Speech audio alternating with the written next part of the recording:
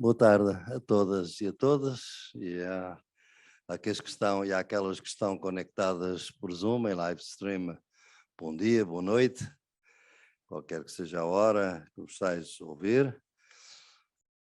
Bem-vindos a todos à primeira aula deste ano, que agora todas as semanas, durante este próximo mês, vamos ter as nossas aulas. Eu tenho um prazer especial hoje, porque me acompanha hoje aqui, além de vós, que é sempre uma alegria ver os nossos estudantes voltarem à sala de aula e aos anfiteatros, porque a universidade é feita de presença, não é feita de Zoom, embora essa seja a solução que nós nos últimos 2 anos tivemos que adotar.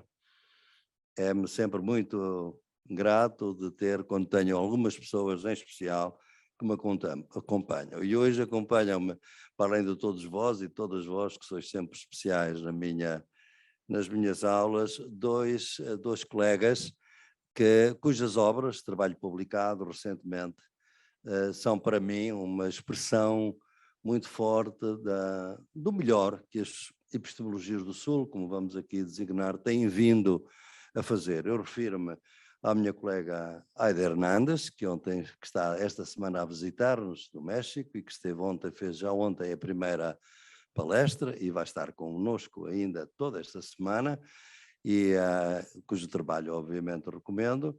E está também ali à minha esquerda o meu querido Lourenço Cardoso, que é um grande jovem intelectual também, que fez doutoramento connosco, acompanhámo-lo aqui na sua formação, e que escreveu um livro notável sobre a branquitude. É um dos poucos investigadores negros brasileiros a trabalhar sobre a branquitude.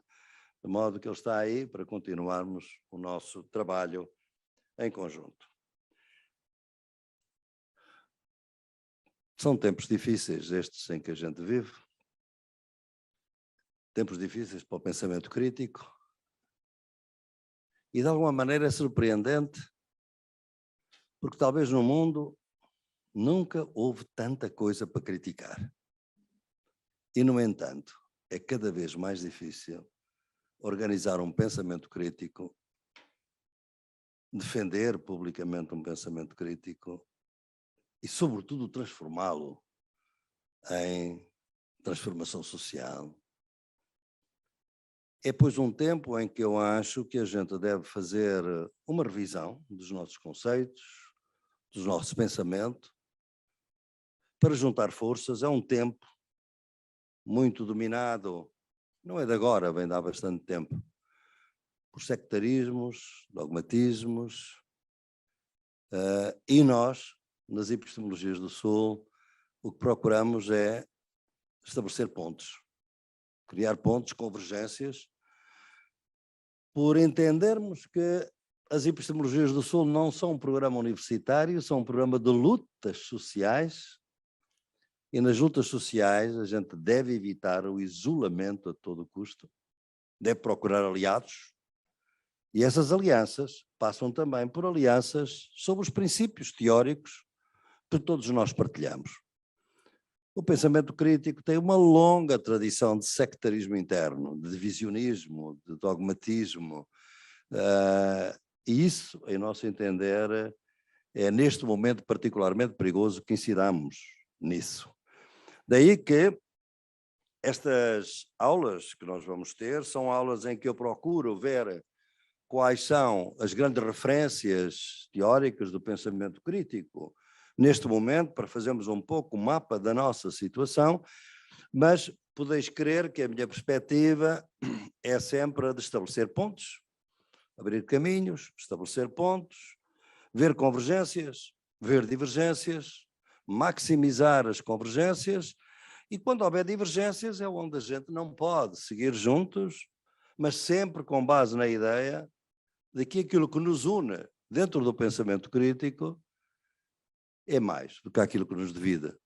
Porque, afinal, o que é o pensamento crítico? É um pensamento que, em geral, parte da ideia que a sociedade não está bem e podia estar melhor. Não é uma fatalidade, é uma construção, e podíamos construir o mundo de outra forma. É uma crítica ao mundo atual e é também uma proposta de uma outra alternativa. Portanto, eu penso que é esta, digamos, a partir desta convergência básica que a gente tem que ver as diferenças e, de alguma maneira, fazer delas também pontos. É um tempo difícil, porquê? Porque neste pensamento crítico, sobretudo este que eu vou falar hoje, do pós-colonialismo, da descolonialidade, das epistemologias do Sul, ele tem toda uma potência anticolonial, como vamos ver, mas eu dou-me a impressão que, apesar de todos nós falarmos frequentemente e cada vez mais nestes termos, o mundo não está a descolonizar, o mundo não está a pós-colonializar. Eu penso que o mundo, passamos um período de recolonização, de facto. Eu acho que o colonialismo está de volta com muita força, sob outras formas. E é isso que também vamos conversar nestas aulas. Eu escolhi para este ano, e depois no final dir-vos-ei quais são as questões que estão pendentes e que exigem um pensamento e uma reflexão, provavelmente, se tudo correr bem, no próximo ano serão esses os temas. A gente tem que pensar um pouco estrategicamente. Esta revisão vai ser para nós tentarmos ver das grandes famílias de pensamento crítico onde é que a gente se situa, e quais são as diferenças, quais são as convergências e como é que podemos, efetivamente, eventualmente aprofundar as nossas perspectivas a partir dos diálogos. Então eu escolhi para este ano nós tratarmos de algumas relações específicas da relação entre este pensamento anticolonial, digamos assim, e o marxismo, que é uma grande tradição do pensamento crítico. Escolhi o tema da ciência porque, em tempos recentes, a questão das relações entre este tipo de pensamento e o pensamento científico, por exemplo, neste momento em França, é um debate que está a extravasar quase do mundo académico e, portanto, nós temos que analisar as relações da ciência, na perspectiva que eu, pelo menos, das epistemologias do Sul que eu tenho vindo a defender, e, portanto, ver também a ciência nesta base. E há uma coisa que é fundamental e que nós sempre consideramos fundamental, mas à qual nunca demos um grande espaço nestas aulas, é que a história é fundamental. Porquê? Porque, como eu costumo dizer, a sociedade divide-se em dois tipos de pessoas ou de grupos sociais. Os que não querem recordar e os que não podem esquecer. É muito simples.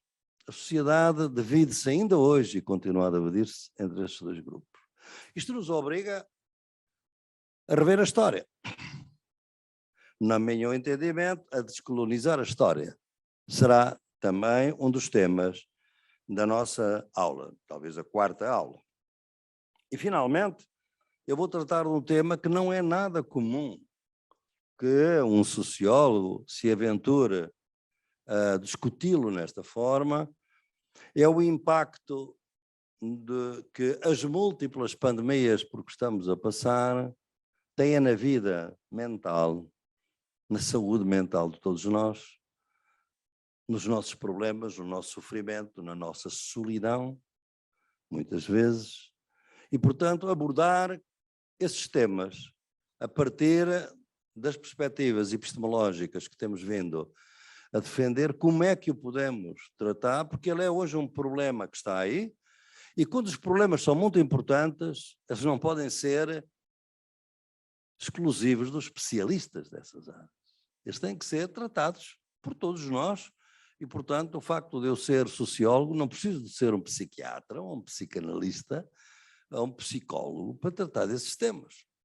Portanto, eu acho que temos que entrar por estas temáticas, porque elas hoje estão a afetar muita gente, e sobretudo muita gente jovem. Os consultórios de psicólogos, psiquiatras estão cheios, nunca tiveram tantas pessoas, e como nós sabemos, é uma pequena fração, porque a grande maioria dos jovens do mundo não tem a possibilidade de aceder a esse apoio. O que se passa, pois? Quanto sofrimento silenciado, não nomeado, representado sob outras formas, que talvez a sociedade não goste de ouvir, de viver ou de experienciar. Será este o tema da última aula. Portanto, eu vou hoje, como é o tema geral, é de ver as relações entre as epistemologias do Sul, o pós-colonialismo e a descolonialidade. 3 nomes para 3 correntes de pensamento crítico que têm muitas convergências, mas que também têm algumas divergências e que nós vamos hoje tentar analisar. Por simplicidade e para simplificar as coisas, eu vou considerar que estes estudos todos têm algo em comum. E essa coisa em comum é considerá-los anticoloniais. Portanto, eu vou pôr que estes 3 grandes famílias de pensamento crítico são parte de um pensamento anticolonial, que tem diferentes versões. E, portanto, eu vou analisar cada uma delas, vou tentar definir o melhor possível cada uma destas correntes, ver as afinidades que há entre eles, ver as diferenças e concentrar-me depois naquela proposta, dentro desta família, que tem sido aquela que nós temos seguido aqui, as epistemologias do Sul. Estas 3 perspectivas anticoloniais têm logo uma coisa fundamental em comum, obviamente. É que eles consideram que o colonialismo, a expansão europeia a partir do século XV, o colonialismo moderno, é um fator absolutamente decisivo para compreender as sociedades contemporâneas. Portanto, a primeira convergência é de que o colonialismo não terminou com as independências das colónias e continua hoje sobre várias formas. E todas elas, de alguma maneira, têm um impacto decisivo nas sociedades em que a gente vive. Esta convergência, depois, de alguma maneira, vai diluir-se em várias divergências ou ênfases diferentes, que resultam muitas vezes do contexto em que surgiram estes estudos, surgiram em contextos diferentes, como vamos ver, surgiram em regiões do mundo diferentes, surgiram em lugares do mundo diferentes, surgiram em tempos diferentes. E tudo isto nos ajuda a ver porque é que uns enfatizam certos pontos, outros enfatizam outros pontos. E tentarmos ver, a partir daí, como é que nós podemos encontrar algumas linhas de convergência. Em primeiro lugar, os estudos são muito antigos. Os nomes precedem sempre as coisas. As coisas precedem sempre os nomes. Todos estes tipos de estudo que nós hoje consideramos anticoloniais existem, eu diria, há séculos. Só que não tinham nome. Chamavam-se outra coisa. Chamavam-se outra coisa. Nós podíamos, por exemplo, considerar que há algo de anticolonial limitado, é certo, em Bartolomé Las Casas, por exemplo. Podemos pensar que há algo de anticolonial já num mundo diferente em Muqaddimah do Ibn Khaldun, do século XIV, século XV. As coisas existiram, um pensamento que levava a sério a ideia do colonialismo moderno e até pré-moderno, no caso do Ibn Khaldun, estão aí há muito tempo. Portanto, eu vou-me apenas refletir, tendo isto em mente, ao período que é basicamente o século XX, em que nós podemos efetivamente falar destes estudos anticoloniais na forma em que eu hoje vou aqui falar. E podemos dizer imediatamente que há uma certa precedência histórica. Primeiro falou-se do pós-colonialismo, depois da descolonialidade e depois de epistemologias do Sul. Podemos fazer esta sequência. Mas como eram as coisas antes de haver estes nomes? Antes de haver estas divisões ao longo do século XX? A gente lê um Du Bois, por exemplo. Os seus trabalhos de 1903, 1904, The Negro Problem, por exemplo. Que é isso, senão um estudo anticolonial fortíssimo, que nos traz um conceito que vai ficar nestes estudos muitas vezes, que é a grande diferença que numa sociedade existe entre quem tem problemas e quem é problema. Os brancos têm problemas, os negros são o problema. Negro problem, o problema do negro.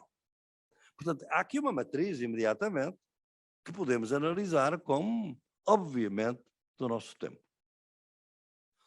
Passámos aos anos, estou a fazer uma seleção enorme, obviamente, para podermos avançar. Se falarmos aos anos de 1920, 1930, Mariátegui, José Carlos Mariátegui, os 7 ensaios para a realidade peruana, o que é que são?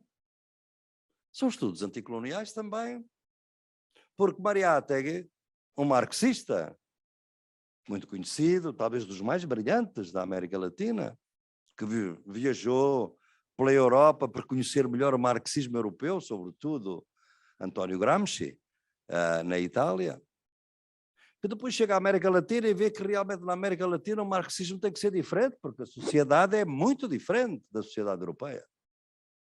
E vê que há alguém, um grupo social, que nunca tinha sido considerado revolucionário ou útil para a emancipação social, que eram os povos indígenas, eram a grande ausência dos estudos marxistas. E então tem essa frase famosa, que todos conhecereis: o pecado original da América Latina foi ter sido construída sem o índio e contra o índio. Bem, isto também não estava no script do marxismo, de maneira nenhuma. Portanto, há aqui, obviamente, uma outra leitura anticolonial, que podemos dizer. Anos 40, anos 30, anos 40, Leopoldo Senghor, no Senegal, toda a sua grande proposta de reconsiderar e reavaliar a cultura, a filosofia negra a partir do conceito de negritude, que vai ser um conceito extremamente polémico dentro dos estudos anticoloniais. Alguns autores que o consideram negros e outros que o desconsideram. Mas é fundamentalmente a ideia de que a população negra africana tem que aprender uma coisa que é absolutamente fundamental para nós hoje nestes estudos. Tem que aprender a representar o mundo como próprio. Porque só quem representa o mundo como próprio é que o pode transformar, de acordo com as suas ideias e dos seus interesses. E, portanto, esta reivindicação de uma cultura, de uma tradição, de um valor autónomo, obviamente, uma potência anticolonial muito forte. Chegamos aos anos 50, 60, e aí está esse gigante, Frantz Fanon e Aimé Césaire. São dois autores que também não vão preocupar-se, são pós-coloniais, descoloniais, ou epistemologias do Sul. Não, não têm essa preocupação.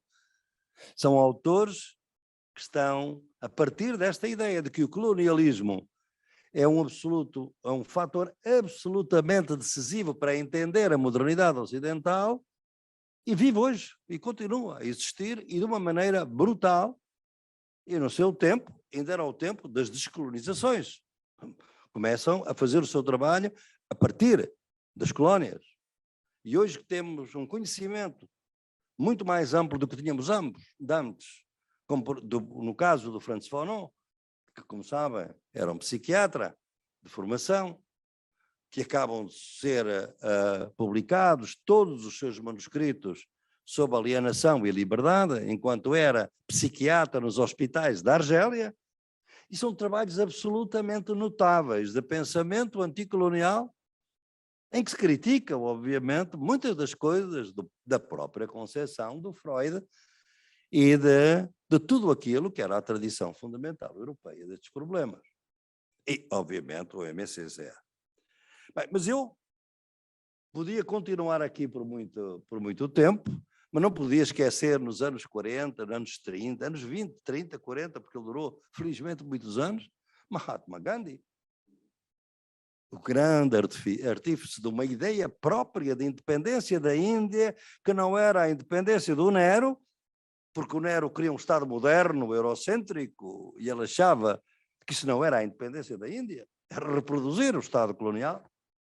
Tanto assim que não esteve presente na independência, no dia da independência, foi morto pouco depois, assassinado por um fanático.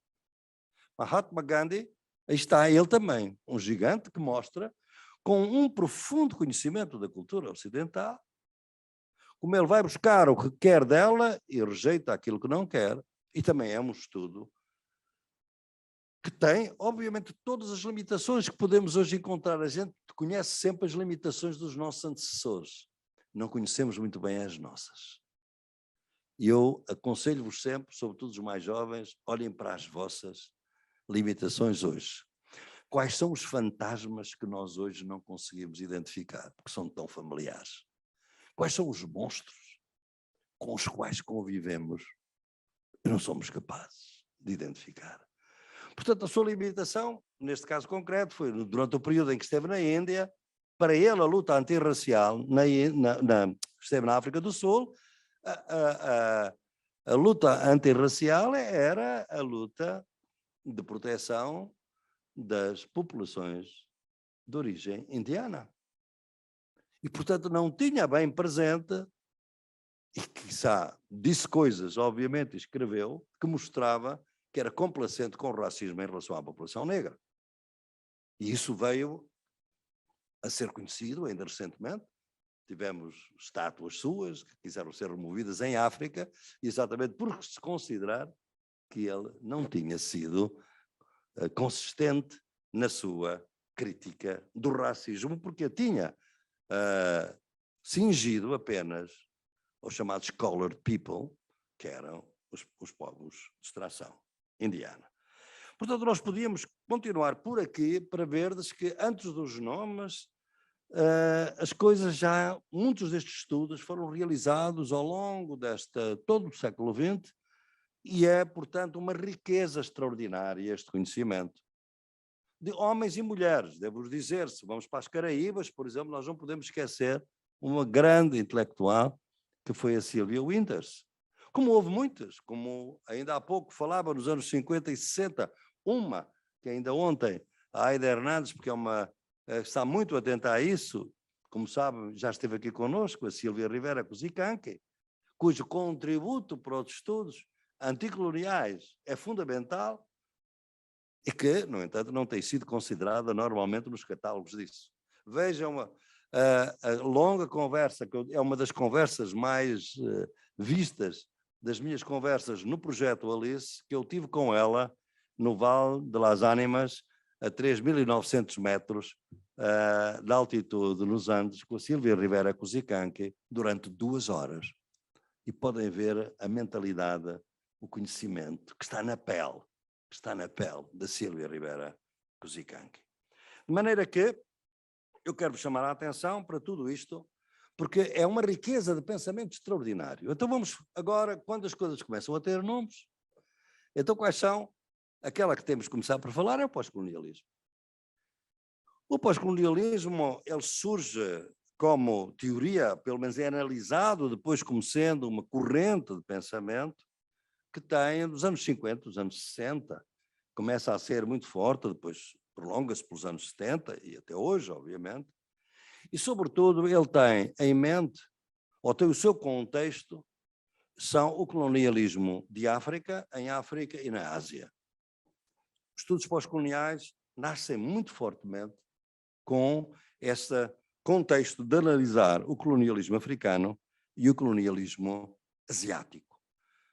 E como sabem, já são 2 realidades que são diferentes, mas que têm uma coisa em comum, é que realmente a independência surge apenas no século XX. A partir dos anos 50, no caso da Índia, a partir de 1947, e depois na África, vários países a partir dos anos 50 que vão ficando independentes. E, portanto, é esse o contexto.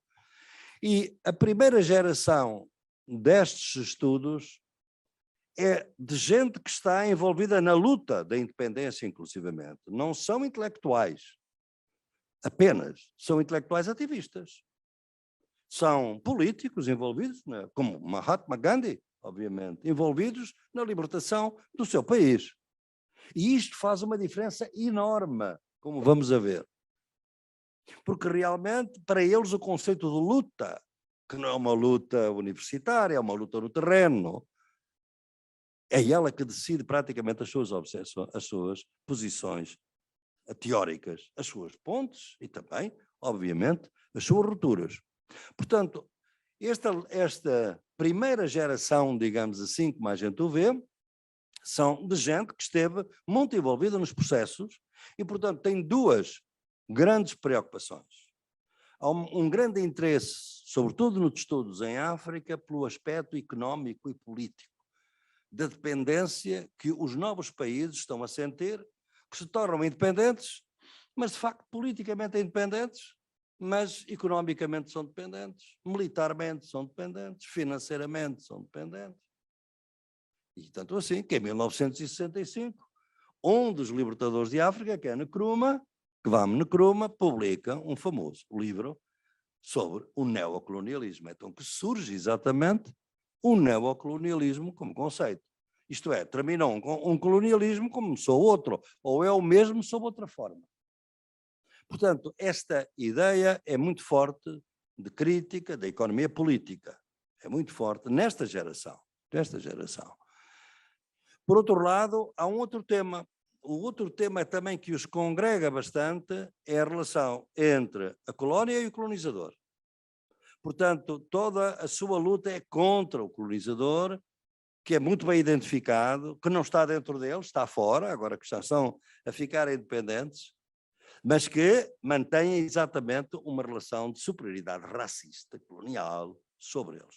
Portanto, estas duas linhas são importantes de vermos, porque ao mesmo tempo, embora esta primeira corrente tenha a incidência afro-asiática, há, no entanto, na América Latina, uma tradição de estudos que está muito atenta a esta questão. E aí há dois nomes que são absolutamente incontornáveis, para além de outros. Dom Pablo González Casanova e Rodolfo Stavanger. Praticamente ao mesmo tempo, em 1965, 68, eles vão escrever conceitos que vão introduzir na América Latina e, no fundo, em todo o mundo, a ideia do colonialismo interno. Isto é, foi-se embora o colonialismo externo, do colonizador europeu, mas ficaram os colonizadores em casa. Está cá dentro, colonialismo interno. Então são dois conceitos que surgem muito fortes nesta época. O neocolonialismo e o colonialismo interno.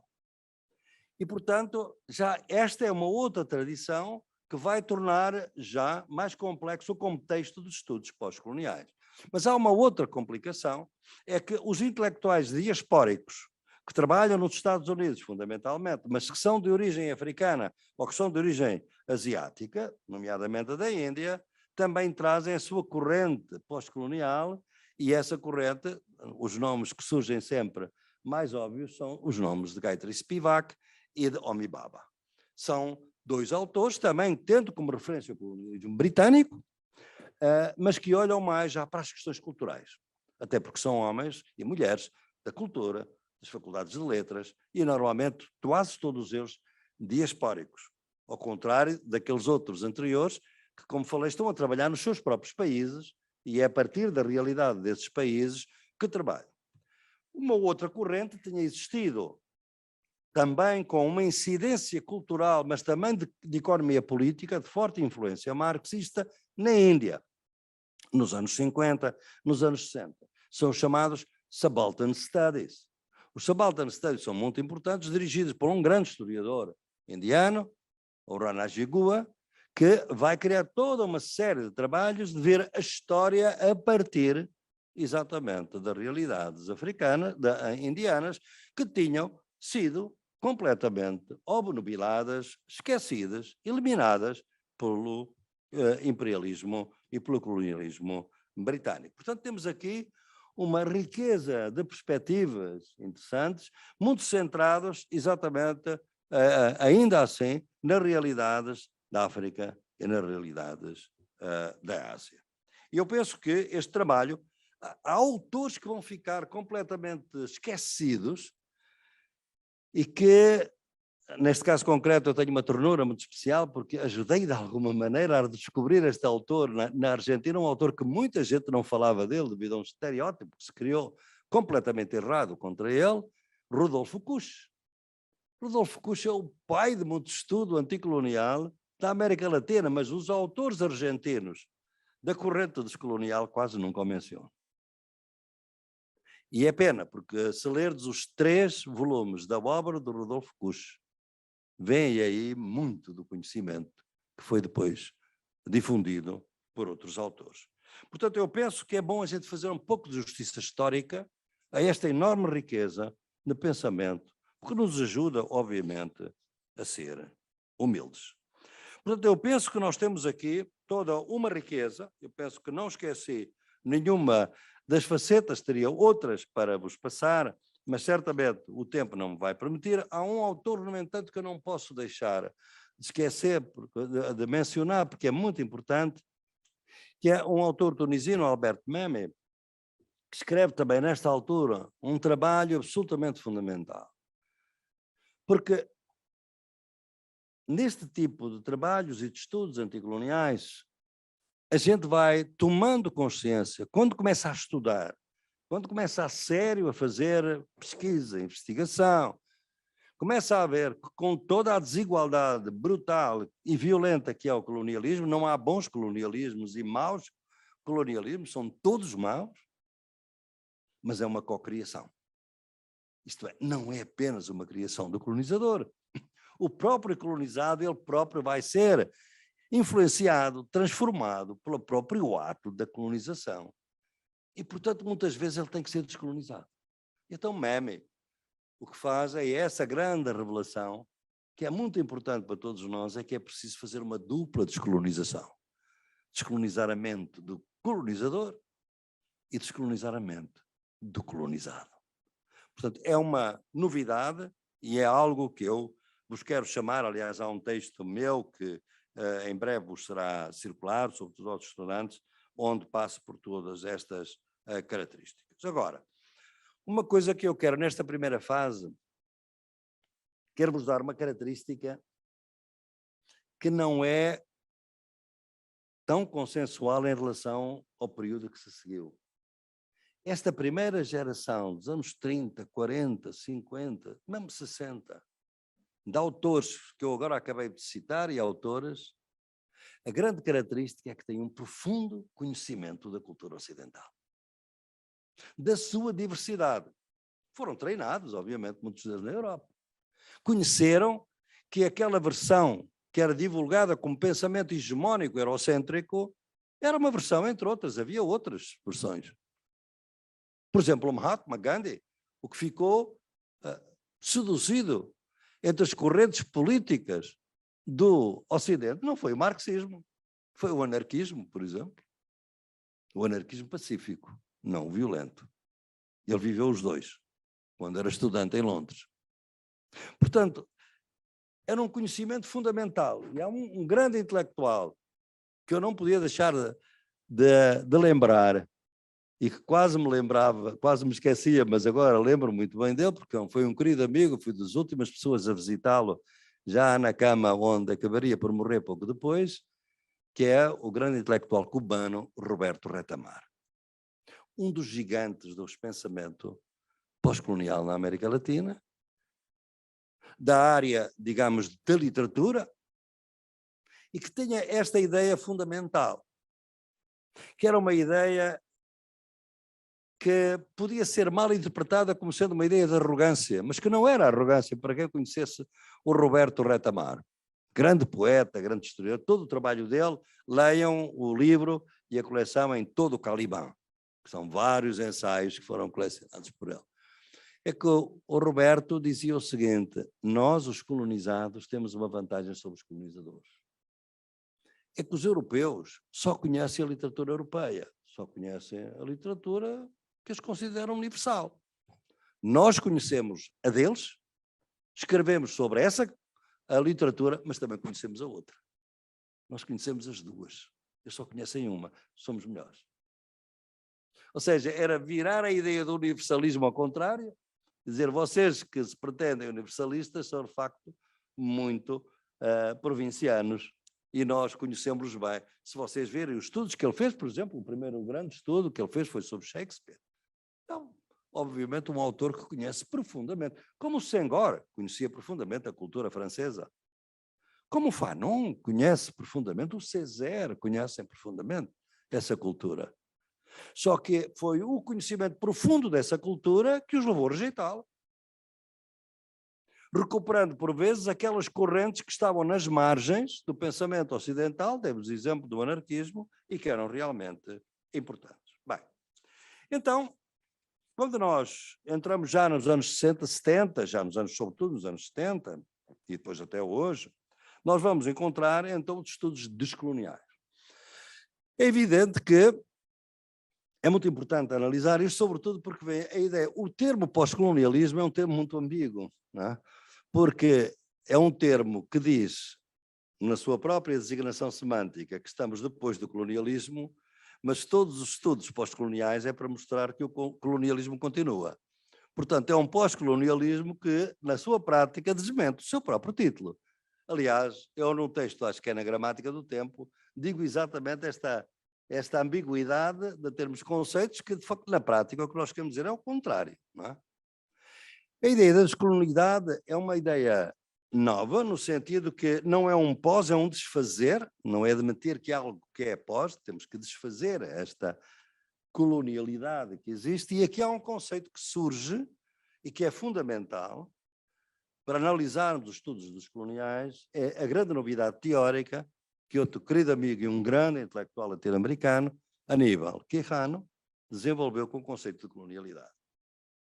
Quijano era um homem originário do marxismo, também, com muitos destes intelectuais nesta altura, mas realmente ele dá-se conta que, efetivamente, independentemente de ter terminado o colonialismo, havia um racismo sistémico. O colonialismo tinha ficado na pele, nas instituições, no direito, nas práticas, na economia. Era sistémico, interno. Ele achou que era preciso um conceito novo para isso, o conceito de colonialidade. E esse conceito é um conceito fundamental dos estudos descoloniais. Qual é o contexto? Já vamos ver qual é a posição que eu assumo sobre isto, que obviamente também usei, até eu escrevi sobre isso. Mas tenho a posição que vos quero dar, é esta. É que quando a gente fala de colonialidade, pode dar a ideia de que o colonialismo terminou. Aliás, os primeiros textos do Aníbal são ambíguos a este respeito. Terminou o colonialismo, agora é colonialidade. Como vamos ver a seguir, a minha ideia é que o colonialismo não terminou, e como o colonialismo não terminou, colonialidade pode ser utilizada, mas eu não preciso desse conceito, se eu usar o conceito de colonialismo, porque ele continua aí.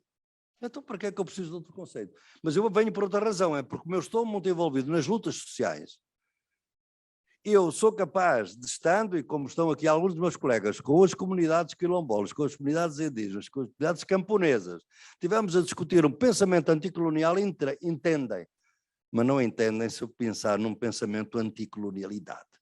Não entendem. Porque para eles o que existe é colonialismo. Acabou. Falem com as culturas indígenas, estamos aqui vários, está aqui o Branco, também estuda o povo Nasa. Tem alguma dúvida que o colonialismo continua? Não tem dúvida nenhuma. Ora bem. Portanto, qual é o contexto dos estudos descoloniais? O contexto dos descoloniais é diferente. É o colonialismo na América Latina. É mais centrado na América Latina.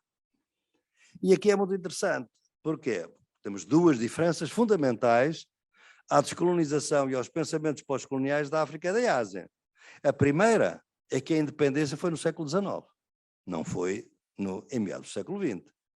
A segunda é que a independência não foi conquistada ou concedida aos povos originários. Foi conquistada ou concedida aos descendentes dos colonizadores. Isto faz a diferença toda. Faz uma diferença enorme. Portanto, o pensamento descolonial tem que ter outras prioridades, tem que ter outras ênfases, porque a realidade é completamente, o contexto é outro.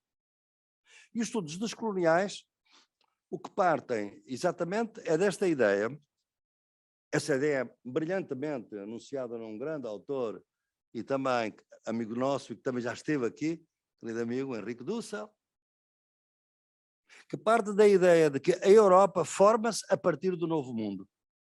A consciência da Europa é construída quando ela se expande colonialmente para o Novo Mundo. É aí que ela assume a sua inteireza cultural, política e filosófica, é a partir do Novo Mundo. De alguma maneira, Henrique, para descentrar o mundo da Europa, recentra-o no Novo Mundo.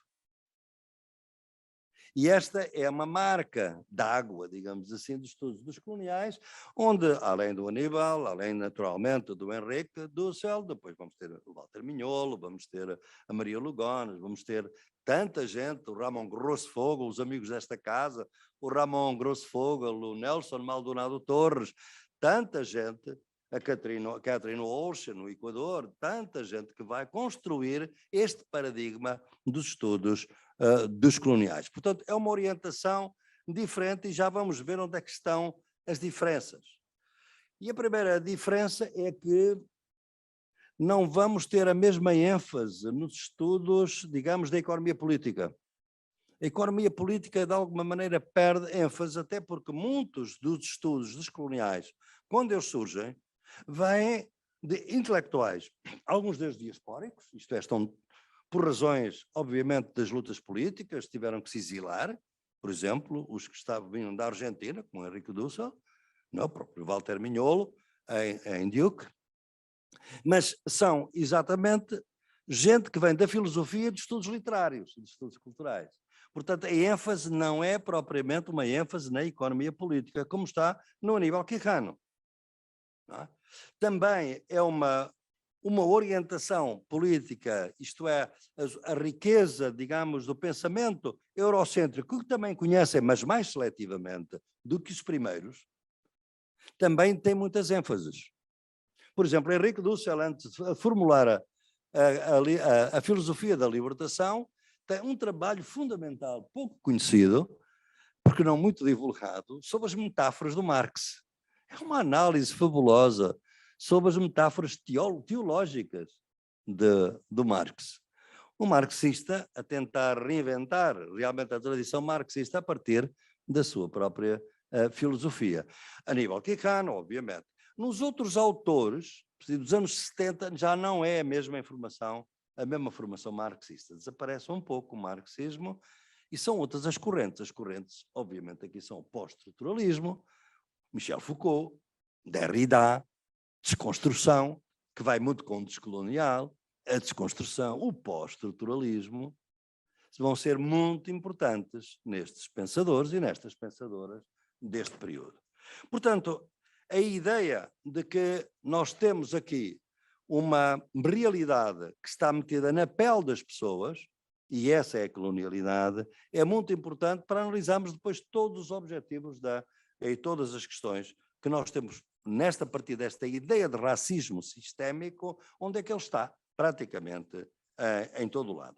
Portanto, de qualquer maneira, penso que o conhecimento desta diversidade e da riqueza do pensamento eurocêntrico é menos forte, é muito mais orientada por aquelas correntes que se tornavam imediatamente apropriáveis, como Foucault ou como Derrida. Não quer dizer, no entanto, que isso não tira absolutamente nenhum mérito ao seu trabalho, porque isso permite avançar para outros temas que os pós-coloniais nunca tinham avançado.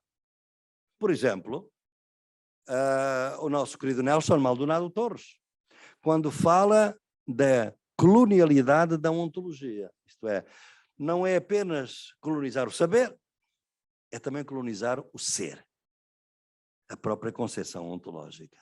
Portanto, são temas, porque ele é um filósofo, um grande especialista em Levinas, e que depois, com um trabalho notável contra a guerra a partir de Levinas, e que elabora a descolonialidade relacionada com exatamente a questão da ontologia. Portanto, como veem, são estas diferentes genealogias que a gente tem aqui, e agora, com diferentes contextos, diferentes conhecimentos, diferentes ênfases, e agora centro-me nas epistemologias do Sul, precisamente porque dentro desta família dos anticoloniais é aquela que eu tenho vindo a propor junto com todos os meus colegas aqui que trabalham comigo aqui no SES e, felizmente, muitos outros e outras que estão a trabalhar fora daqui em várias partes do mundo, e que é fundamentalmente o seguinte. Primeiro, porque epistemologias do Sul? A ideia, e agora vão ver onde é que estão as convergências e onde é que estão as divergências, não é? Porque vamos ver quais são os conceitos fundamentais das epistemologias do Sul. O conceito de dominação, o conceito de luta e o conceito de epistemologia. As epistemologias do Sul imediatamente têm uma opção, é mostrar, é pôr no centro a questão epistemológica. Portanto, a justiça cognitiva. A grande violência do colonialismo foi expropriar as pessoas da capacidade de pensarem por si, autonomamente. De, aliás, falarem a sua língua, porque as suas línguas muitas vezes foram proibidas. Pois isso é a violência que decorre de não poderem representar o mundo em nome próprio, à sua medida, à sua imagem, mas representá-lo sempre a partir das ideias do colonizador. Portanto, o Sul aqui é uma metáfora epistémica, não geográfica, de todo o pensamento que foi discriminado, silenciado, por não ser o conhecimento eurocêntrico do colonizador.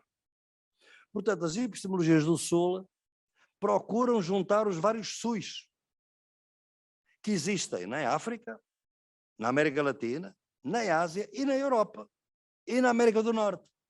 São SUs dentro do Norte, contra os nortes dentro do Norte e os nortes dentro do Sul. Não viram ontem a Aida Hernandes falar do Norte dentro do Sul nas universidades latino-americanas? É isso mesmo. O Sul para nós não é geográfico, é epistémico.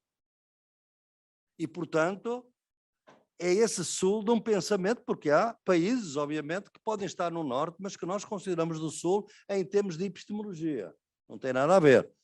O pensamento dos imigrantes, o pensamento islâmico da Europa é um Sul dentro da Europa.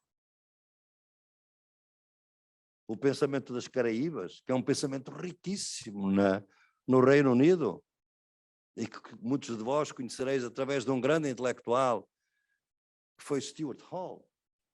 É um pensamento fundamental para entender a Europa. E, no entanto, é um pensamento do Sul, dentro do Norte. Portanto, a ideia epistémica é fundamental no centro das propostas que vos ponho. Portanto, nós juntamos o Sul da Europa com o Sul, com todas as diferenças. Porquê? Porque realmente sabemos, como vamos ver, a imbricação dos muitos colonialismos.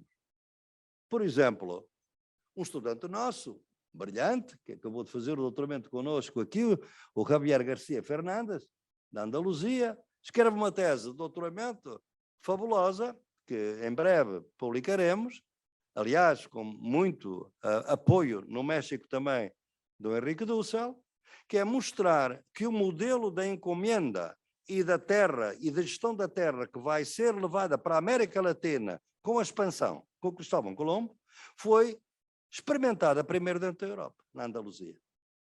Quando os reis católicos fazem a chamada reconquista, não é reconquista nenhuma, obviamente, é uma conquista que fazem os reis católicos, eles vão submeter as populações locais, islâmicas, a esta ideia de roubarem as suas terras, apropriarem as suas terras, concentrarem a terra, que ainda hoje nós temos a grande propriedade da Andaluzia, vem daí, e foi esse sistema que foi depois exportado para o Novo Mundo. Como nós sabemos, o Holocausto foi experimentado na Namíbia antes de ser experimentado na Alemanha, pelos mesmos alemães. Isso hoje é conhecido e é reconhecido. Ou seja, muitas destas coisas foram experimentadas fora dos contextos pelos quais foram depois conhecidas. Portanto, esta ideia é fundamental para a gente entender um texto, talvez até dos que nos anos 90, que circulou mais nas diferentes línguas em que foi publicado, um texto meu chamado Entre Próspero e Caliban, que é, obviamente, a minha posição anticolonial muito claramente para mostrar, ao mesmo tempo, que os espanhóis e os ingleses e os portugueses, no século XVI e no século XVII, eram considerados, tinham os mesmos epítetos que eles depois atribuíram às populações nativas da América Latina. Eram sujos, eram lascivos, eram indolentes. Isso era dito pelos diretores dos conventos que visitavam na Idade Média, vinham do norte da Europa e do centro da Europa e visitavam o sul. E os portugueses e os espanhóis eram sujos, eram lascivos, só queriam sexo, eram bêbados, não eram higiênicos, não se lavavam, etc. Exatamente aquilo que os portugueses e os espanhóis diriam depois dos africanos e dos nativos. Estão a ver? E dos indígenas. É esta a ideia, e isto não é do passado. Vocês viram, se algum de vocês conhecesse e lesse o alemão, podia ver quando foi a crítica, quando foi a crise de 2011 da Grécia, leiam o Der Spiegel, da Alemanha. O que eles diziam sobre os gregos, que não sabem administrar, que são indolentes, só querem sol, só querem praia. Ou seja, não são como nós, não são verdadeiros europeus. Estão a ver? Portanto, há aqui uma complexidade que mostra que nós temos que pensar de uma forma complexa para entender tudo isto e todas estas histórias. Portanto, a primeira ideia é esse sul epistémico, que é muito importante. Sem desvalorizar de maneira nenhuma todas as violências. O colonialismo português foi violentíssimo. Não tem nada de especial, mais benévolo, melhor, como, aliás, foi propagandeado por um grande sociólogo brasileiro, Gilberto Freire, a ideia do lusotropicalismo. Os portugueses tinham sido extremamente benevolentes. Por amor de Deus. Foram violentos como os outros, mataram como os outros. Nos anos 60, estavam lançando napalm em África, na luta anticolonial. O que é isso? Portanto, não tenhamos ilusões, não? Mas é bom que a gente saiba isso. Ora bem, a segunda ideia das epistemologias do Sul, já vimos o Sul epistémico, antes de entrar nos detalhes, é que esta ideia de justiça cognitiva é fundamental porque é que nos vai permitir também justiça histórica, já vamos ver. É que as epistemologias do Sul não querem ficar pela crítica, querem ir para a proposta. E é por isso que eu não gostei muito dos termos que a gente usava, descolonial, pós-colonial. Gostava de um termo que fosse afirmativo, e daí a ideia das epistemologias do Sul. Portanto, e como vamos ver, a ideia da crítica vai sempre junto com a ideia da proposta. Proposta não é apenas de conhecimento, é de transformação social, política, como vamos ver. Portanto, é muito importante que tenhamos daqui a terceira ideia. É que as epistemologias do Sul serão liquidadas para sempre se alguma vez forem apenas um curso académico, uma disciplina na universidade, porque não é aí que as lutas fundamentais das epistemologias do Sul se travam. Também se travam na universidade, por suposto, mas não é aí, fundamentalmente, é lá fora. E por isso é que, por vezes, temos que assumir riscos. Isso custa muito. Convergências, antes de entrarmos no detalhe, as convergências, as afinidades eletivas, como já estão a ver, é que as epistemologias do Sul também partem da ideia do colonialismo como sendo absolutamente central para entender o mundo contemporâneo e são extremamente críticas também do chamado universalismo eurocêntrico. Como sabem, o universalismo eurocêntrico é um oxímoron, porque se é universal não é eurocêntrico, e se é eurocêntrico não é universal. Mas esse termo tem títulos de livros sobre o universalismo eurocêntrico, ou Tucur mesmo, não é? Portanto, o que nós temos que ver é que a partir desta convergência começam as diferenças. Então, dominação. Para as epistemologias do Sul, é muito importante ter presente que a dominação não é apenas o colonialismo que existe hoje. As três grandes formas modernas da dominação são capitalismo, colonialismo e heteropatriarcado. E as três vão juntas. E as três estão sempre articuladas. E o drama do nosso tempo é que a dominação articula as três, mas a resistência está fragmentada. Alguma resistência é apenas anticapitalista, mas não é antirracista, nem antipatriarcal. Outra é feminista, mas é racista e é pró-capitalista. E outra é anticolonial, mas é sexista e é pró-capitalista. Resistência fragmentada, dominação articulada. a ideia fundamental da nossa proposta é que, enquanto isto continuar, não saímos desta dominação contemporânea. Podemos ter uma vitória aqui, de um movimento, mas se olharmos para o mundo e para a mesma sociedade ao mesmo tempo, alguém perdeu alguma coisa naquele dia. Um grupo pode ganhar, mas o outro está a perder. Porque quando, numa certa área, há uma vitória, de certeza, outra área, não é mecânico, não é vasos comunicantes. É uma atenção que a gente tem que ver como é que funcionam as três dominações que funcionam de maneira desigual. De maneira desigual no mundo. Funciona de uma forma na Europa, funciona de outra forma na América Latina, na Ásia e em cada destes países de diferentes formas. Portanto, é muito importante termos aqui presente.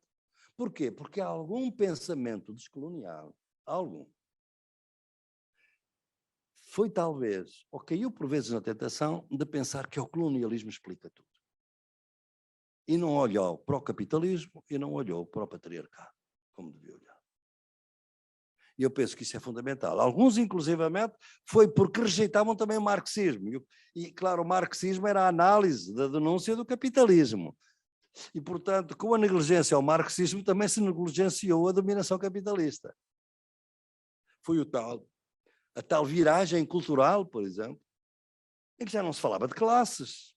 Aliás, se virem hoje muito texto, inclusivamente descolonial, muitas vezes não fala de capitalismo.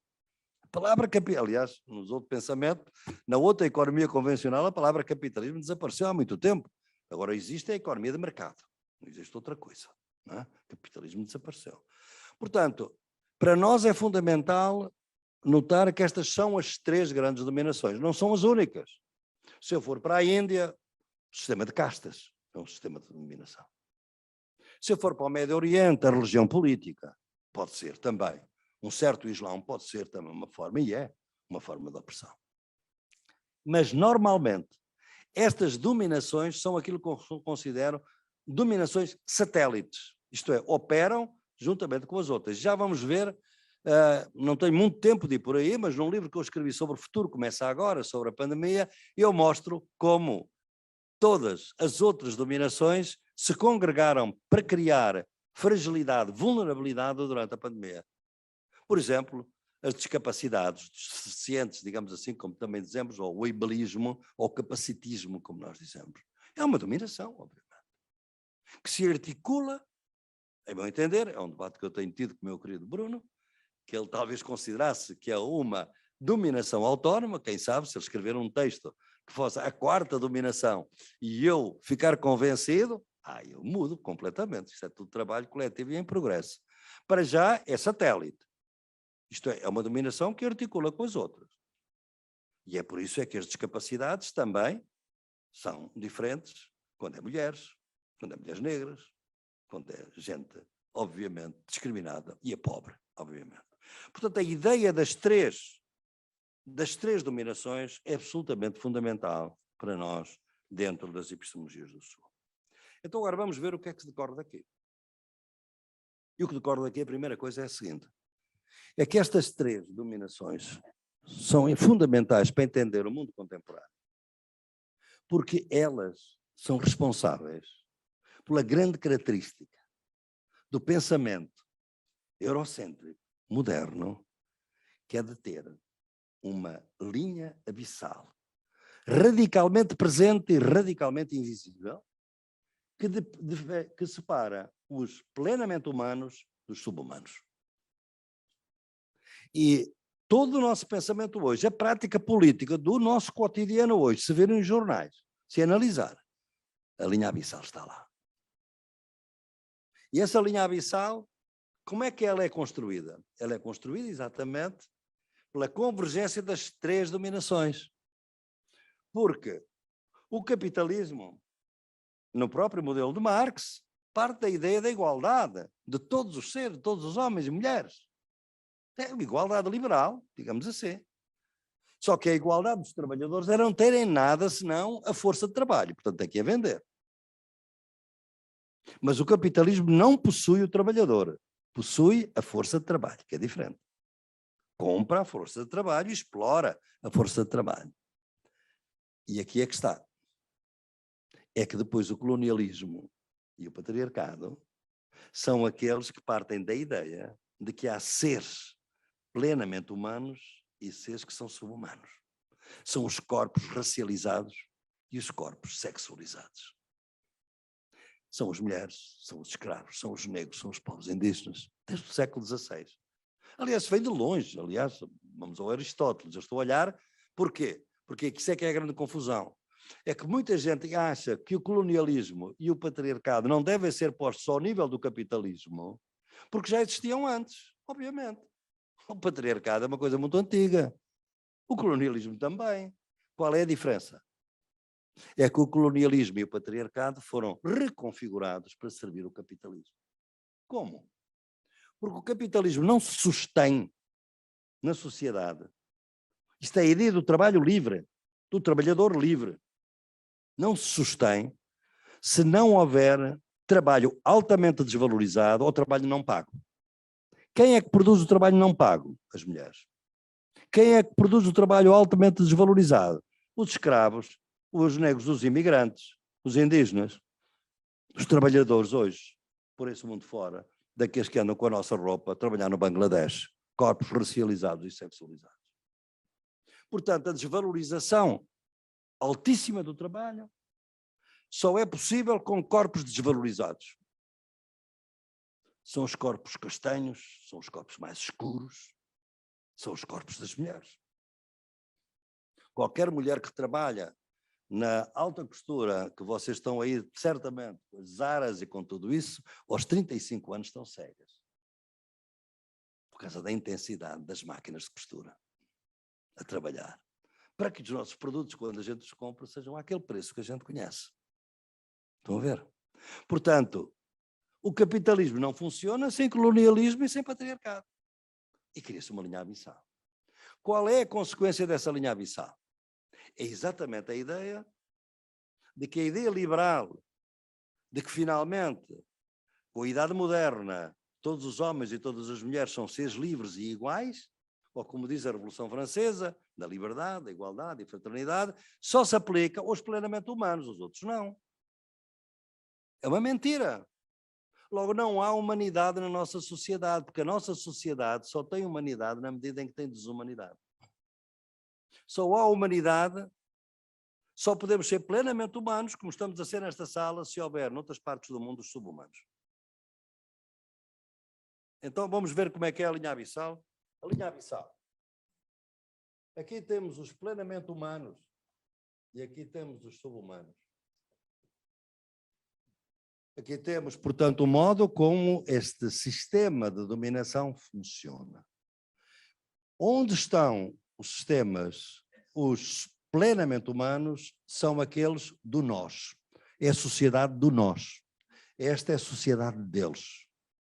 A sociedade do nós é o que eu chamo de sociabilidade metropolitana, que não quer dizer que esteja apenas nas metrópoles europeias. Existe também na América Latina, existe na África, existe em todas as cidades.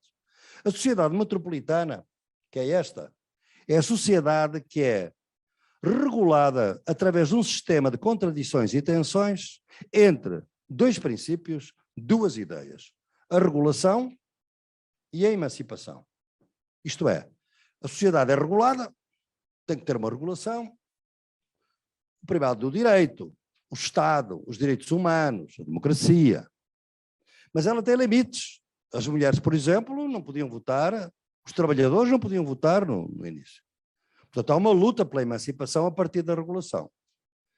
A emancipação é uma regulação melhor, isto é, aquela regulação que é deficiente, porque é excludente, eu luto socialmente para que haja emancipação. Esta é a sociabilidade metropolitana. Mas esta, desde o colonialismo histórico até hoje, tem um outro lado, que é a dos corpos racializados e sexualizados. E aqui a tensão não é entre regulação e emancipação, é entre apropriação e violência. Aqui o modo de reordenar esta sociedade não é uma regulação que pode melhorar no sentido emancipatório. São formas de apropriação que, quando não podem funcionar de uma forma, funcionam por violência. E, portanto, a alternativa é sempre a apropriação e violência. A apropriação dos corpos, por suposto. Corpos racializados e sexualizados. Portanto, aqui é a área do ter, aqui é a área do ser, isto é, aqui o empresário pode ter a propriedade da força de trabalho. Aqui tem a propriedade do trabalhador, seja, por exemplo, escravo. Aqui ele possui o corpo.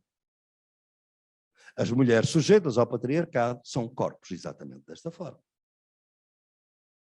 Portanto, esta ideia é fundamental para verdes que esta é a mentira liberal, é exatamente isto, é pensar que todo o mundo é regulado por esta tensão, regulação e emancipação. Não. Ela funciona na sociabilidade metropolitana, não funciona na sociabilidade colonial, que é esta. Ontem e hoje. O que é que isto quer dizer? Quer dizer que, por exemplo, tudo aquilo que a gente gosta e que é importante e pelo que lutamos, eles são importantes, mas seriam radicais e revolucionários se se aplicassem em todo o lado. Democracia, direitos humanos, Estado democrático, etc. Aqui é a zona de direitos e de deveres, obviamente. Aqui é a zona da violência. Então vamos ver com casos concretos. Porque a linha abissal não é uma teoria. É a vivência existencial de mulheres, de homens, de corpos racializados, sexualizados, todos os dias. Isto é que é por isso é que é muito importante mantermos esta atenção de que é nas lutas sociais que as epistemologias do Sul se podem realizar, não na universidade. Aqui é um trabalho preparatório. Compreende? Uma mulher que trabalha num restaurante, uma mulher imigrante, em França, para não dizer, ou aqui em Lisboa, se quiser, em qualquer lugar, aqui em Coimbra, trabalha num restaurante, um restaurante naturalmente numa sociedade onde há sindicatos, onde há direitos, onde há normas, onde há polícia, onde há proteção. Esta mulher trabalha num restaurante aqui, trabalha na sociabilidade metropolitana. Ela está a ser discriminada, por exemplo. Ela faz o mesmo trabalho que o companheiro ao lado, mas ganha 30% menos. Há uma discriminação. Mas ela pode reclamar, ela pode ir a um tribunal, ela pode ter um advogado, ela pode ir ao sindicato. Ela tem um movimento feminista que lhe pode também ajudar. Ela pode ser excluída, mas a exclusão não é abissal. Está, de alguma maneira, atenuada por certas válvulas de segurança. Esta mulher acaba o seu dia de trabalho e vai para casa. Quando ela vai para casa, se ela estiver na Índia, pode ser vítima de um gang rape, de ser violada em série pelos homens dentro do comboio, do trem. E quando chegar a casa, pode ter um parceiro que lhe bate e que até pode matar.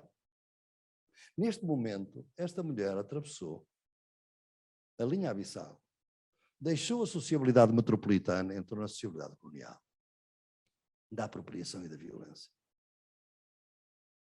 Portanto, a experiência é diária. Portanto, aqui ela pode, naquele momento em que ela é violentada. Agora, ponham para um imigrante que trabalha no mesmo restaurante, é a mesma coisa. Ele sai do restaurante, um jovem, uma vez aqui falámos de um jovem que era o nosso estudante, brasileiro negro, obviamente está na universidade, totalmente protegido dentro da universidade. Mas quando ele sai da universidade e vai a caminho da favela, ele é interpelado pela polícia, apanha porrada da polícia, porque é negro, basicamente. Quer dizer, ele atravessou a linha abissal a caminho da favela. Estão a ver? São experiências cotidianas. Só que o pensamento liberal, o que é que diz? Isso são excessos da polícia. É falta de direitos humanos. Não é. É que o sistema não funciona. O sistema capitalista, colonialista, patriarcal em que vivemos não funciona senão através deste sistema de excluir sistematicamente corpos.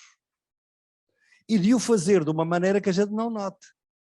É por isso, não noto no sentido de que é esta ideia da linha abissal, obviamente nas colónias toda a gente conhecia isso.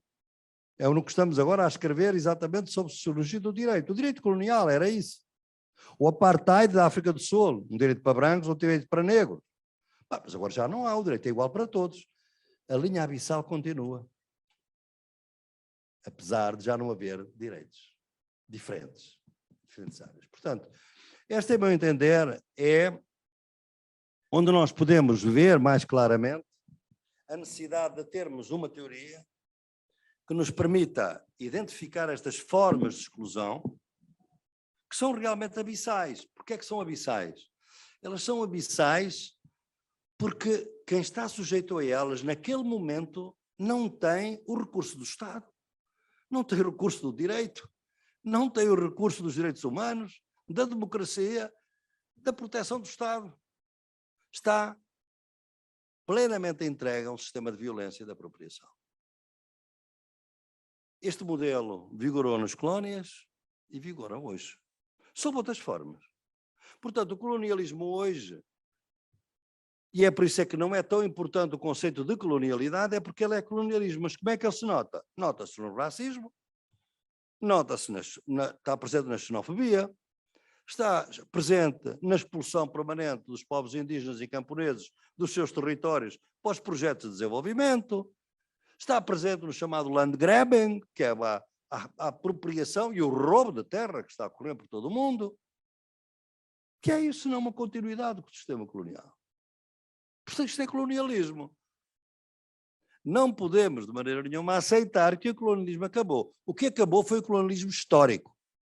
Isto é, o colonialismo pela ocupação territorial por parte de uma potência estrangeira. Sim, isso acabou. Exceto o povo saharaui, exceto a Palestina, exceto ainda outros territórios. Mas o que há é outro tipo de colonialismo. Ora bem, a partir daqui, da ideia da linha abissal, surge logo um conceito muito importante para os quais eu quero chamar a atenção e que eu não estou a dizer de maneira nenhuma que todo o pensamento descolonial não considera a ideia do capital. Pelo contrário, por exemplo, todos nós seguimos aqui muito, ou temos muita simpatia e interesse pela Silvia Federici, que é um caso óbvio, onde o capitalismo e o patriarcado estão juntos. E em alguns livros também, dela também é a questão do colonial. Uma jovem feminista argentina, talvez das mais promissoras e mais brilhantes, que é Verónica Gago, vê como é que está o capitalismo com o colonialismo e o patriarcado. Hoje pensa-se assim também nessa nova geração, mas muito pensamento colonial, descolonial, não o deu.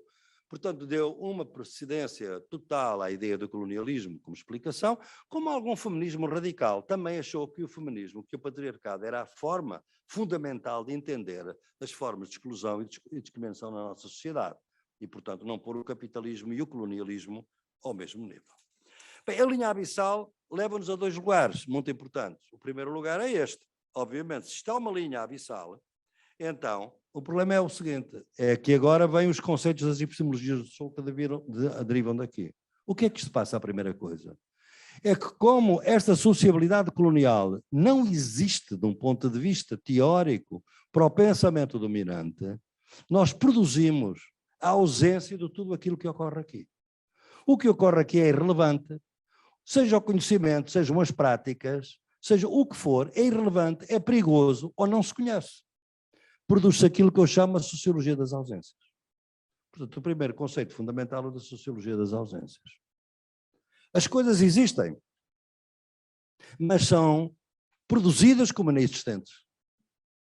Porque é que quando os povos latino-americanos, quando entraram para as Nações Unidas, nenhum tinha, exceto a Bolívia, que tinha uma maioria, não tinha minorias étnicas. E todos tinham povos indígenas. Até há pouco tempo a Argentina não tinha indígenas. Até há pouco tempo o Chile não tinha indígenas. Compreende? Portanto, é a ausência, produção de ausências. Portanto, a sociologia das ausências é fundamental. Da sociologia das ausências, agora vejam isto, que é muito simples, mas agora começa a descobrir-se. Se realmente há aqui uma ausência que é produzida, isto está cá. Portanto, o que nós não temos é um sistema de conhecimento que nos permita ver, daí a centralidade da ideia do conhecimento e da epistémica. Portanto, a gente tem que ver é que realmente aqui produz conhecimento. Só não é um conhecimento considerado um conhecimento válido.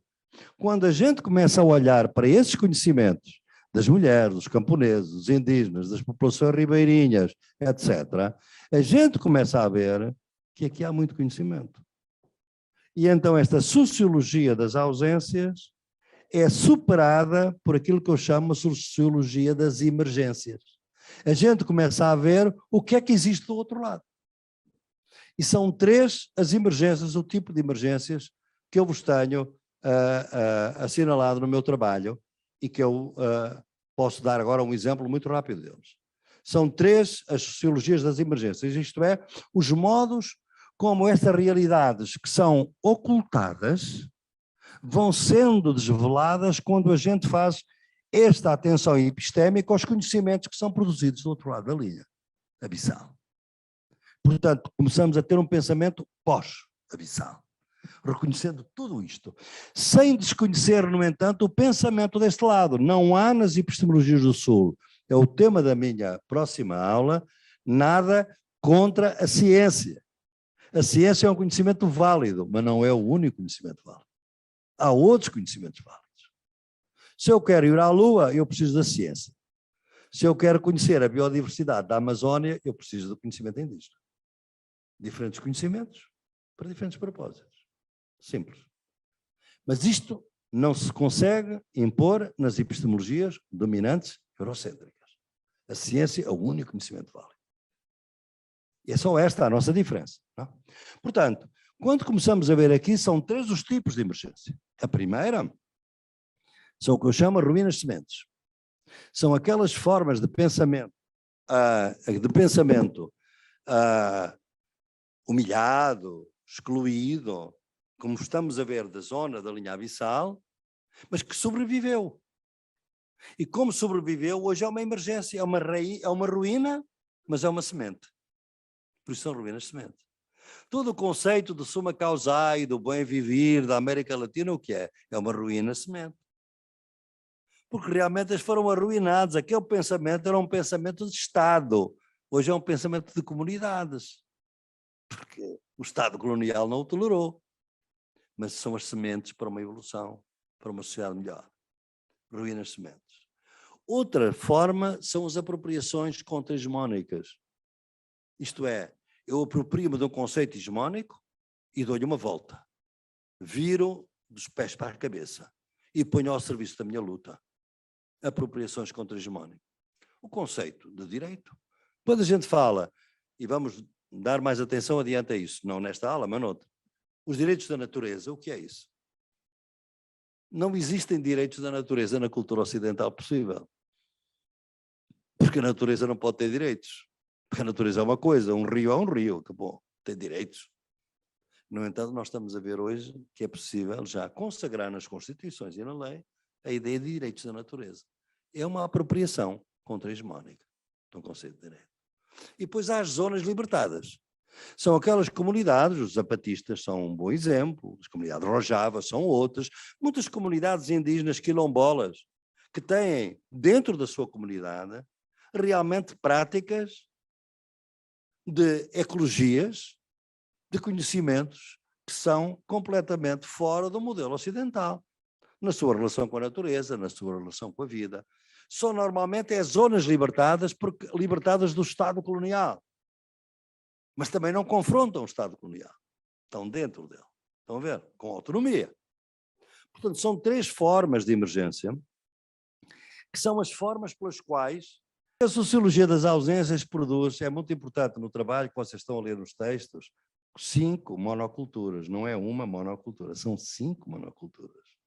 Do saber válido, das classificações hierárquicas, do tempo linear, da escala dominante e das formas de produtividade.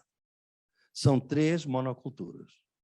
A sociologia das emergências, quando a gente começa a conhecer o conhecimento que surge aqui, vão passar das monoculturas para ecologias. Ecologias de saberes, ecologias de escalas, ecologias de classificações sem hierarquias, ecologias de outros tempos que não são o tempo linear. o tempo circular, por exemplo, das culturas, outras formas de produtividade. Isto é, a sociologia das emergências é uma passagem das monoculturas para as ecologias. E, portanto, as ecologias de saber são aquelas em que a gente tem trabalhado mais, são aquelas formas de entrar em diálogo com concepções, por exemplo, científicas, com concepções culturas não ocidentais. Tentar ver que muitas vezes há incompatibilidade entre elas, mas também se podem fazer pontos. 2 exercícios que resultam do meu trabalho, aliás, do livro que estou a concluir agora. Um deles é o conceito de natureza. Eu dedicarei mais tempo na próxima aula, mas está o conceito de natureza. Há um conceito cartesiano da natureza, que é exatamente aquele conceito ocidental dominante, mas houve no pensamento ocidental outros conceitos, nomeadamente Spinoza, e é sobre Spinoza que dedicarei também parte da minha próxima aula. Esse conceito articula-se muito bem com o conceito de Pachamama dos indígenas, ou terra-mãe dos indígenas da América Latina. Portanto, é possível, há diferenças, obviamente, e eu tento definir quais são as diferenças, mas há convergências. Qual é a possibilidade de uma tradução intercultural entre o conceito de Pachamama e o conceito de natureza? É possível. Pelo menos é isso que eu tenho vindo a tentar fazer nos últimos tempos. E entre socialismo e bem viver.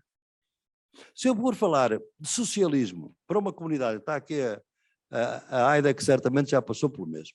Se a gente for falar para uma comunidade indígena, por exemplo, de socialismo, sabem qual é a resposta, pelo menos a que me deram a mim? É mais uma mentira branca. Porque a esquerda socialista latino-americana foi racista durante muito tempo. Nunca viram, nunca se identificaram com o socialismo como uma ideia de... Era uma coisa de brancos.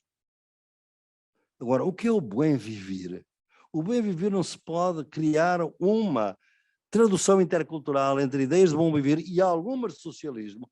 Não o socialismo ortodoxo, mas, por exemplo, o ecossocialismo, por exemplo, hoje. Quer dizer, a tradução intercultural é fundamental para o nosso trabalho, que é o quarto, já viram, linha abissal, sociologia das ausências, sociologia das emergências, tradução intercultural. A tradução intercultural está sempre nesta linha. Nem há transparência total entre culturas, nem opacidade total entre culturas. É possível estabelecer pontos. E esses pontos devem ser trabalhados. E, finalmente, chegamos ao último conceito das epistemologias do Sul. Artesania das práticas. Artesania das práticas. Se eu realmente parto da ideia de que toda esta diversidade enorme de saberes, de conhecimentos e práticas, eu não posso pensar que a emancipação social vai ser uma linha só. Ou um partido só. Ou uma concepção de sociedade libertada ou emancipada só. Não. Pode haver várias concepções, como eu ainda agora disse, da concepção do bem viver, a concepção do Swadeshi da Índia, a concepção do Swaraj, também de Gandhi, a concepção do Ubuntu. São diferentes concepções de uma outra sociedade melhor, mais harmoniosa. Portanto, as práticas também não podem ser umas práticas todas do mesmo tipo. Porquê é que eu trabalho com rappers? Porque os rappers hoje são os grandes críticos emancipatórios da nossa sociedade. Alguns, não todos, obviamente. Aqueles que não se submetem ao comércio da indústria do entretenimento. Pelas suas posições, pela sua poesia, são hoje dos melhores discursos e práticas anticoloniais que eu tenho visto com mais força. Está a circular quase, de uma forma viral, um vídeo de um grande rapper latino-americano, que é o Residente, e muitos certamente já ouviram, e aqueles que são brasileiros conhecem o trabalho do Goga, ou o trabalho do Emicida, ou o trabalho do René Inquérito, ou o trabalho do Bruno Mal, do Bruno Mal, não é? Bruno Mal. Do Bruno Mal. Ou então o Rafa do Rafuage. Quer dizer, não são conhecimentos académicos, mas são conhecimentos e práticas de luta que estão aí. Por isso é que eu digo que na artesania das práticas é fundamental. Porquê? Porque o conceito fundamental das epistemologias do Sul é o conceito de luta. Por isso é que os nossos livros se intitulam Conhecimentos Nascidos na Luta. Portanto, não é, e aqui é um tema a que voltarei, como sabem, são 3 os grandes paradigmas de conhecimento. O conhecimento hegeliano é o conhecimento depois da luta. Quando Hegel diz o conhecimento só depois das lutas sociais, quando tudo está calmo e tranquilo, então a gente pode começar a pensar. O grande problema é que depois das lutas sociais estarem concluídas, só resta um conhecimento, o conhecimento dos vencedores da luta. É por isso que nós, na nossa universidade, só ensinamos o conhecimento dos vencedores. O conhecimento dos vencidos não está no nosso currículo. Esse ficou perdido. Para nós, não perdido para eles, obviamente. O Marx vem desenvolver um segundo conceito, o segundo paradigma. É o conhecimento antes da luta. Marx parte do princípio de que a classe operária não é revolucionária por si própria. Para ser revolucionária, ela tem que ter uma ciência. E ele vai produzir essa ciência. E essa ciência é o marxismo, que cria a consciência de classe, que permite a luta. Conhecimento antes da luta. Só que este paradigma também nos levou a muita frustração ao longo do século XX. Muita ditadura, muita opressão, muita violência, muito gulag. Portanto, eu proponho-vos um terceiro paradigma. Nem antes, nem depois da luta, enquanto a luta dura. Na luta. E é por isso é que nós também temos que estar nessas lutas. E é por isso é que o nosso conhecimento não é um conhecimento sobre, é um conhecimento com. E é por isso que a gente tem que passar o tempo também nessas lutas sociais. E, portanto, os nossos conflitos teóricos, analíticos entre descolonialidade, descolonialismo, pós-colonialismo e epistemologias do solo, quando a gente está do mesmo lado da luta, desaparecem. Porque realmente não faz muita diferença. São muitas vezes, polarizam-se estas diferenças porque estamos dentro da universidade, fechados dentro da universidade. Se sairmos, não tem grande relevância. Portanto, esta ecologia, esta artesania das práticas é fundamental.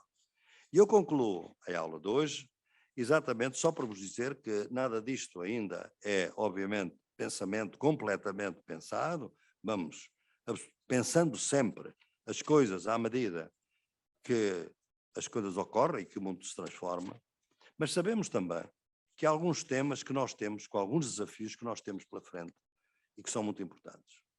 Só vos vou dar 2 ou 3 e depois digo-vos e concluímos. Nós trabalhamos muito nestes pensamentos, nestas várias correntes de pensamento anticolonial, na representação errada que o pensamento moderno colonial, capitalista e patriarcal deu da vida das pessoas. O modo como deu consciência da sua existência. O que nós temos mais dificuldade não é daquilo que foi mal representado, é aquilo que não foi representado. Porque há muita coisa que ocorreu fora do nosso conhecimento da língua, que são as línguas coloniais. Todo o nosso pensamento é feito de línguas coloniais. Mas há milhares de outras línguas, com milhares de lutas. Num dos capítulos, que aliás com o apoio do meu querido Brian, que estamos a trabalhar, num dos últimos capítulos deste livro que estou a escrever, vocês vão encontrar uma série de termos que não existem na língua colonial. São dos povos indígenas do Quebec, do Canadá, do Equador, da Nova Zelândia. São outros termos, outras linguagens. Não? Em segundo lugar, eu penso que há também um grande desafio. É quando a gente pensa que efetivamente é preciso fazer esta dupla descolonização do colonizador e do colonizado. Mas são tarefas muito diferentes. Não pensem que é a mesma tarefa. Uma coisa é eu tentar descolonizar a Universidade de Coimbra, a Universidade de Harvard. Outra coisa é a Universidade de Nero, a Universidade de Buenos Aires ou UNAM. Obrigam-nos a tarefas diferentes. Vêm de contextos diferentes. Vêm de lutas diferentes. No início eram iguais. Os espanhóis, até 1537, criaram 35 universidades. O currículo vinha de Salamanca, praticamente todo. Não havia nenhum conhecimento fora do eurocentrismo, mas hoje é muito diferente. Portanto, esta é, obviamente, uma das tendências, e aqueles que avançam mais são aqueles que são capazes de fazer mais tradução intercultural. E aqui uma lembrança a um grande líder, um jovem, que foi assassinado, obviamente, como eu digo obviamente porque muitos destes mais corajosos na luta epistemológica e política foram assassinados, como aconteceu com Amílcar Cabral, que fazia uma tradução intercultural extraordinária, como Mahatma Gandhi e como Tomás Sankara, do que é hoje o Burkina Faso. Leiam a obra deste político, deste intelectual, que, enfim, foi assassinado antes de poder desenvolver todo o seu potencial. E um outro, já agora, que é muito importante, porque vão fazer-se anos agora da sua obra, o Walter Rodney. Outro grande caribenho, o Walter Rodney, escreveu um livro fabuloso chamado Como a Europa desenvolveu o mundo, subdesenvolveu o mundo. How Europe Underdeveloped the World. É um livro que eu recomendo a todos, também assassinado, também jovem. Portanto, é as tarefas que nos impendem. E o terceiro que está aqui de desafio é a inércia das ideias mortas.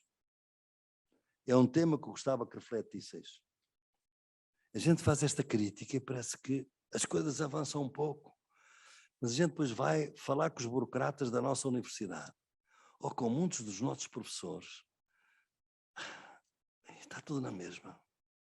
O colonialismo terminou com as independências, agora já não há racismo, há excessos. Ou seja, o pensamento hegemónico tem uma resistência extraordinária. Pode estar deslegitimado intelectualmente, mas as práticas estão lá. E é muito difícil mudar essas práticas.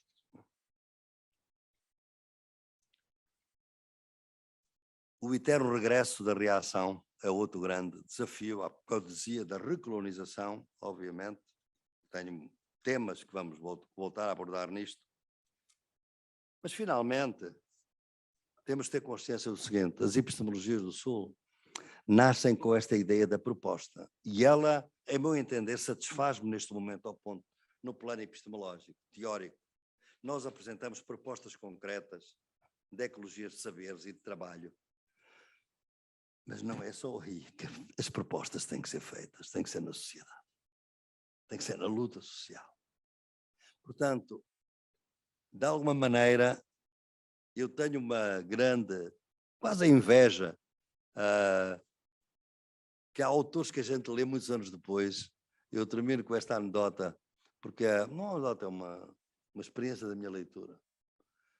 Um grande trotskista, anarquista, um homem muito mal compreendido durante o tempo da União Soviética, e Vítor Serge. Vítor Serge, estou a ler os notebooks, que são os diários da vida dele no México. E é curioso que estes jovens, não eram muito jovens, mas todos morreram muito cedo, foram assassinados, morreram, enfim, várias coisas. Eles sentem a frustração da guerra, sentem a frustração da derrota, o seu sonho da União Soviética, que ele considerava que a União Soviética já estava degradada desde Stalin, de alguma maneira. Foi deportado, foi preso, foi deportado, por sorte não morreu, conseguiu chegar ao México. E aí morreu. No entanto, havia neles todos esta grande confiança. Vai terminar a guerra e nós vamos ganhar, e vem o socialismo, e vem outra sociedade libertada, e uma sociedade melhor. Aí a confiança enorme na emancipação social. Eu penso que nos falta essa confiança hoje. Um pouco. E é por isso que nós, por vezes, nos estruturamos mais, nos dividimos mais, porque temos que começar a pensar que a ideia da emancipação social, da libertação, é fundamental. Mas tem que ser concebida na diversidade e não na unicidade. Muito obrigado.